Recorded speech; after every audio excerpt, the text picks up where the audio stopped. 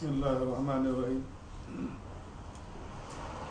قال النبي صلى الله عليه وسلم الدين والنصيحة. قلنا لمن يا رسول الله صلى الله عليه وسلم؟ قال لله ولكتابه ولرسوله ولأئمة المسلمين وعامتهم. رواہ مسلم. محترم حضرات، مختصر طور پر آج آپ کے سامنے حدیث کا درس رکھا جا رہا ہے کہ اللہ کے نبی صلی اللہ علیہ وسلم نے فرمایا کہ دین خیر خواہی کا نام ہے، بھلائی چاہنے کا نام ہے. قول اور فعل سے دل کے ارادے کے ساتھ کسی کی بہتری چاہنا، بھلائی چاہنا، یہ خیر خواہی کہلاتا ہے. اور مسلمان ہمیشہ خیر خواہ ہوتا ہے، بھلا چاہتا ہے. اور جس دین پہ ہم چل رہے ہیں یہ دین بھی خیر خواہی کا اور بھلائی کا دین ہے. اللہ کے نبی صلی اللہ علیہ وسلم نے فرمایا کہ دین خیر خواہی نام ہے.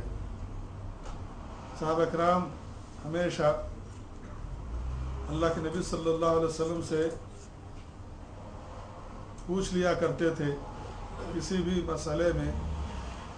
جب انہیں کوئی بات معلوم کرنی ہوتی تو پوچھ لیا کرتے تھے.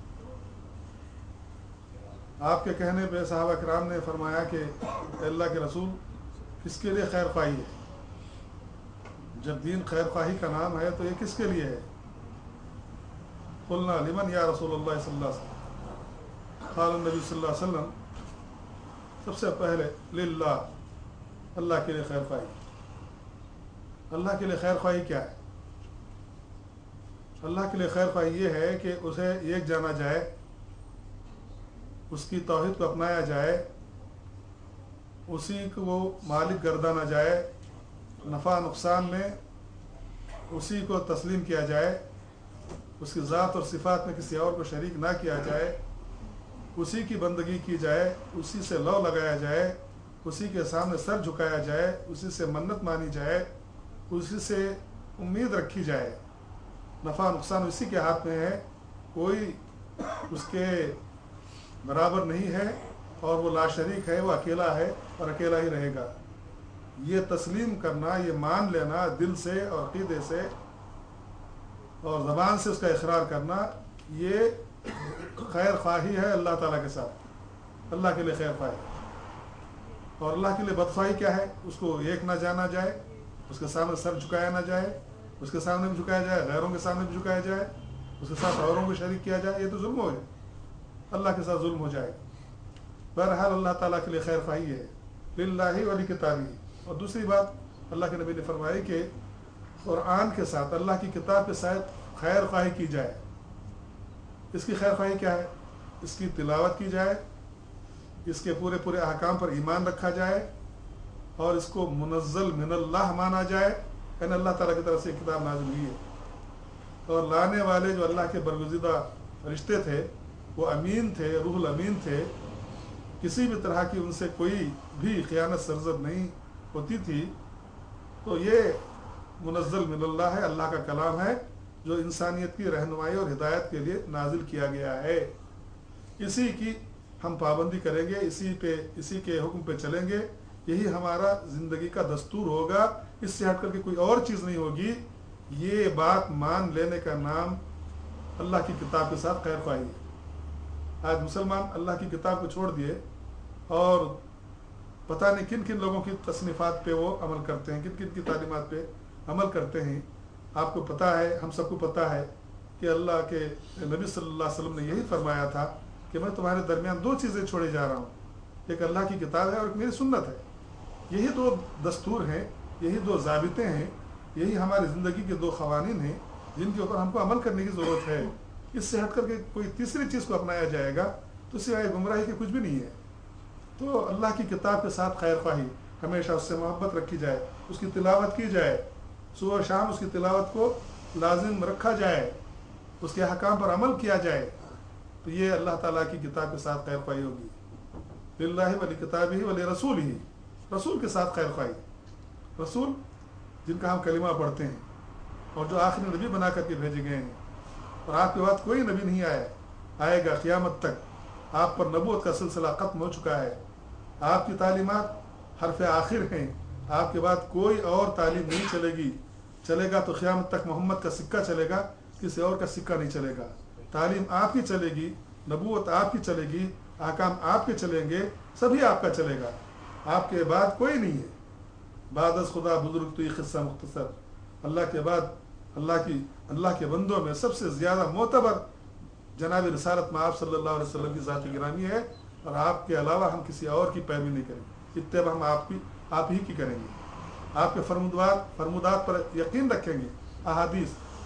अहादीस ये भी अगरचे के कुरान करीम के बाद इसी का दर्जा होता है, ये दो ज़ाबिते हैं, इन दोनों पर जो है अमल और ईमान रखना हमारे लिए ज़रूरी है। बाद लोग जो है अल्लाह की किताब पर ईमान रखते हैं और हदीस रसूल का इनकार कर देते हैं और कहते हैं कि इनकी हैसियत तारीख़ी हैसियत है, जबकि गलत बात।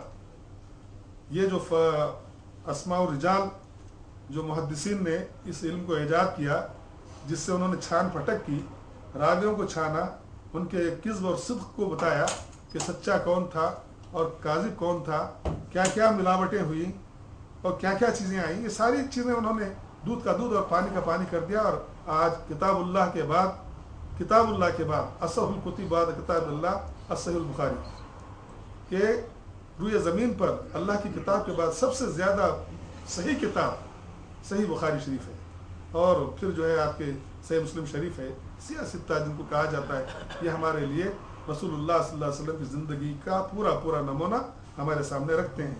सो हम अल्लाह की मानेंगे और नबी की मानेंगे, अल्लाह की मानेंगे, नबी की मानेंगे, नबी की सुन्नतों पर ही चलेंगे।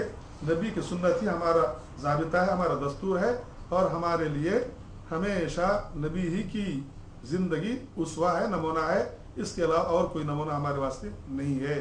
ये नबी के साथ खैर ख्वाही, नबी के साथ खैर ख्वाही। और फिर वह आम्मतिहिम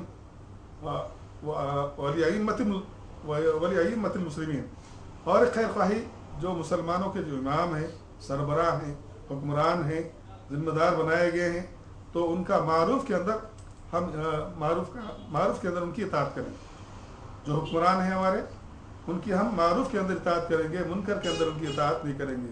जिस कदर भी मुमकिन हो हम अपने आइम्मा की, इमामों की, और फिर हमारे हुक्मरानों की, जिनके मातहत हम रह रहे हैं, उनकी कामिल ताबेदारी करेंगे मारूफ के अंदर, मुनकर के अंदर हरगिज़ उनकी ताबेदारी नहीं करेंगे।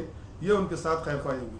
बहुत सारे लोग हुक्मरान तो बना देते हैं, मगर पीछे से बगावतें शुरू कर देते हैं, मुल्क के अंदर इंतशार शुरू हो जाता है, गिरोहबंदियाँ शुरू हो जाती हैं। नतीजा यह होता है कि सारा मुल्क जो है बेचैन हो जाता है। ये अमन के बिल्कुल ही ख़िलाफ़ है, और ये गद्दारी है आइम्मा के साथ, और जो सरबराह हैं, हुक्मरान हैं, उनके साथ जो है हम गद्दारी नहीं कर सकते। जहाँ तक मारूफ का मामला, उनके साथ हम जो है मुवाफ़क़त करेंगे, इसके अलावा उनसे कोई किसी भी तरह की बगावत नहीं करेंगे। वो आम्मती, आखिरी में अल्लाह के नबी ने फरमाया कि आम लोगों के साथ भी खैर ख्वाही होनी चाहिए। मैं आपका भाई हूँ, आप मेरे भाई हैं, आप मेरा भला चाहेंगे, मैं आपका भला चाहूँगा। अल मुस्लिम अकुल मुस्लिम, एक मुसलमान का भाई होता है, और एक मुसलमान दूसरे मुसलमान का आईना होता है। उसके अंदर वो अपने चेहरे को देख करके जिस तरह से नकाइस को दूर करता है, इसी तरह से वो अपने नकाइस को एक मुसलमान भाई को देखेगा, दूर करेगा, एक दूसरे की इस्लाह करेंगे, खैर ख्वाही करेंगे, दुख सुख में शरीक रहेंगे, खुशी और गम में शरीक रहेंगे। तो इस तरह का जो मुआशरा तश्कील पाएगा वो बहुत ही मजबूत और अच्छा मुआशरा होगा। ये 4 बातें अल्लाह के नबी सल्लल्लाहु अलैहि वसल्लम ने इस हदीस मुबारक के अंदर बयान फरमाई हैं। मैं अल्लाह तबारक तआला से दुआ करता हूँ कि अल्लाह ताला इन बातों पर हमें अमल पैरा रहने की तौफीक अता फरमाए। अल्लाह के साथ खैर ख्वाही, और उसकी किताब के साथ खैर ख्वाही, नबी के साथ खैर ख्वाही, और जो है हुक्मरानों के साथ खैर ख्वाही, और आम तमाम बरादरान वतन के साथ खैर ख्वाही हम अगर रखेंगे तो इंशाअल्लाह हमारी ज़िंदगी कामयाब ज़िंदगी होगी। अल्लाह हम सबको इसकी तौफीक अता फरमाए। अस्सलामु अलैकुम व रहमतुल्लाहि व बरकातुहू।